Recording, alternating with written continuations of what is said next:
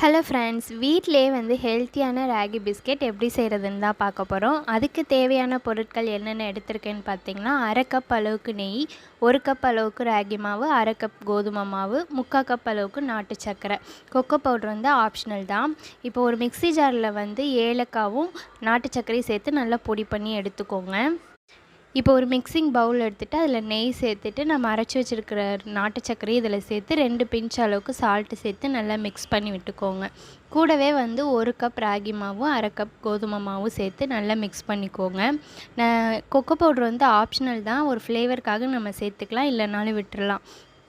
இப்போ மாவு எல்லாத்தையும் மிக்ஸ் பண்ணி விட்டுக்கோங்க. சப்பாத்தி பதத்துக்கு நம்ம மிக்ஸ் பண்ணி கொண்டு வரணும். இதுக்கு தேவைன்னா நம்ம பாலும் சேர்த்து நல்லா மிக்ஸ் பண்ணிக்கலாம்.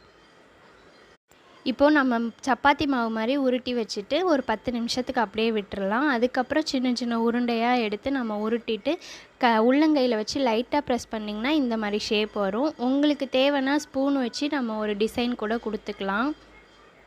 நான் கத்தியோட பின்பக்கம் ஷார்ப் இல்லாத பக்கமாக வச்சு லைட்டாக ப்ரெஸ் பண்ணி எடுக்கிறேன். இந்த மாதிரி ஒரு ஷேப் வந்துடுது. நீங்களும் ட்ரை பண்ணி பாருங்கள். இப்போ ஒரு கடாயை நல்லா ஹீட் பண்ணிவிட்டு ப்ரீ ஹீட் பண்ணிக்கோங்க. நான் 2 இதில் வைக்கிறேன், அப்போ தான் எனக்கு சீக்கிரம் பண்ண முடியும். இட்லி பாத்திரத்துலேயும் வச்சுருக்கேன், ஒரு பெரிய வடை சட்டிலையும் நான் வச்சுருக்கேன். இதே மாதிரி நீங்களும் ப்ரீ ஹீட் பண்ணிவிட்டு உங்களுக்கு அடிகனமான பாத்திரம் என்ன இருக்கோ அதுக்கு கம்ஃபர்டபுளாக இருக்கிற மாதிரி பிஸ்கெட் எல்லாத்தையும் நம்ம ஷேப் பண்ணி வச்சுருக்கிறத அது மேலே வச்சுட்டு ஒரு 3/4 மணி நேரம் கழித்து பார்த்திங்கன்னா பிஸ்கெட் ரெடி ஆகிடும். இப்போ இந்த பிஸ்கெட் எல்லாமே ஆற வச்சு எடுத்துட்டிங்கன்னா சூப்பரான ராகி பிஸ்கெட் ரெடி ஆகிடும்.